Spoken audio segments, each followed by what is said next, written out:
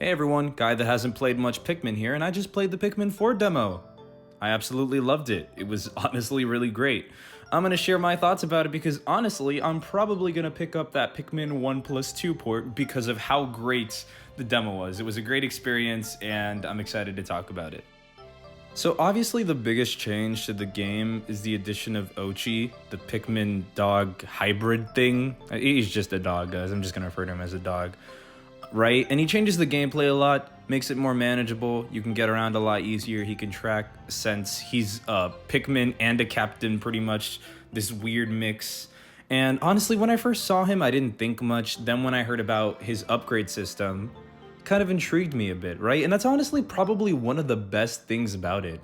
What he adds to the gameplay, how he adds to the progress, it's just great.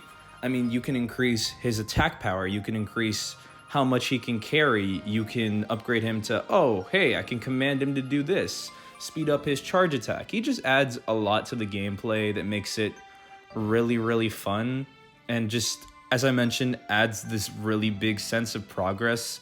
Another main thing alongside this is that you can actually get items. These aren't really considered upgrades per se, but they kind of are. Like, you can get Ochi a collar to withstand fire or ice. I'm not really sure if you can use both of these at once. I don't know if they stack or it's like, oh, you need to wear this one at this time or this one at another time. But when you find material, you can trade it in to upgrade Ochi or find items for your captain and just make the gameplay a whole lot more intuitive. I'm honestly in love with these additions, and they've been my favorite part of the demo.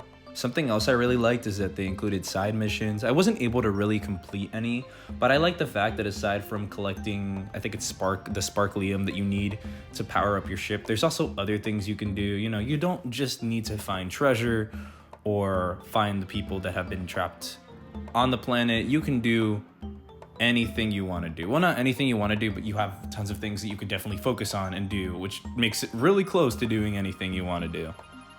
One of the new additions in the game is also the new Ice Pikmin. I know there's also Glow Pikmin, but I don't believe that was included in the demo, so I can't really say much about it. But the Ice Pikmin, honestly, is pretty cool. I didn't get to use it too much. I got to freeze some enemies and go through some caves, but in terms of freezing the water, I wasn't able to do that yet. I'm excited to see how that works. I also noticed the inclusion of an item that just freezes water.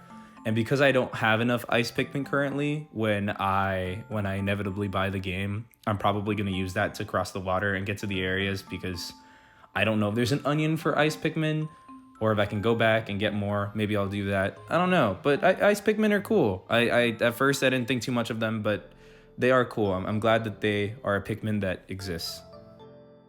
Another thing that's been added to this game that I don't believe has been in the other Pikmin games, of course, maybe it is, and maybe I'm just overlooking it because I'm not a big Pikmin person, is the fact that we have base movement, so you can kind of move where everything is, where the onion is, where I don't know if it's a ship, I forgot it again, fake Pikmin fan here, but the fact that you can kind of move that around and kind of claim different ones, I find that to be really cool. Of course, maybe it makes the game easier than others would like, but I personally found it to be more convenient than like, oh, it makes it easier. It just makes it more convenient, so you don't have to wait for your Pikmin to go all the way to the onion. There are also new controls, so they don't really have that lock-on feature. I mean, you can, but it's more so after you land on it, you can lock on. I'm still getting used to it, honestly, because I'm more used to Pikmin 3's controls, but it's honestly not bad. It controls well, everything looks great. You can move the camera to wherever you really like. It's really cool. I will say the controls in this game are also a bit different than the other Pikmin games. Even 3, the lock-on feature is very different. Instead, the cursor just kind of automatically is like, oh, well, this is the area that your Pikmin are going to go, and then you can kind of choose to lock on if you're moving away. I'm still getting used to it, but the controls aren't bad. They are actually pretty good. I mean, again, I don't play much Pikmin, so I don't really know how it compares to 2 or 1, but it's honestly not bad. It's good. I like it. I have no issues with it. One thing I do have an issue with that's really not that big of a deal and might change after the demo, I don't know if they're gonna, figure this out in the full game, is the customization. So the customization is a great idea. I'm glad they added customization for your captain. I was thinking about like customization for Ochi would be cool, but I kind of like that they don't because it kind of makes Ochi his own character instead of all the Ochis looking different. But the captain customization is really limited. They have like 4 different types, and depending on the type you pick, you're limited to specific hairstyles, or specific, I think, like noses, and noses are attached to your eyes, and I don't know, it feels really limited. There's not really much to do. I'm glad they included customization, but I feel like they could have done a much better job at it. I just kind of picked, I mean, I wouldn't say I'm happy with it, but I just kind of picked the customization that I'd be okay with.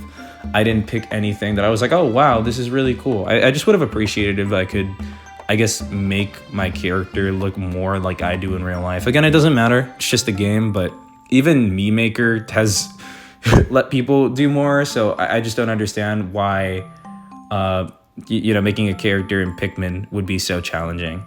But other than that, I honestly really loved the Pikmin 4 demo. Kind of changed my mind about Pikmin.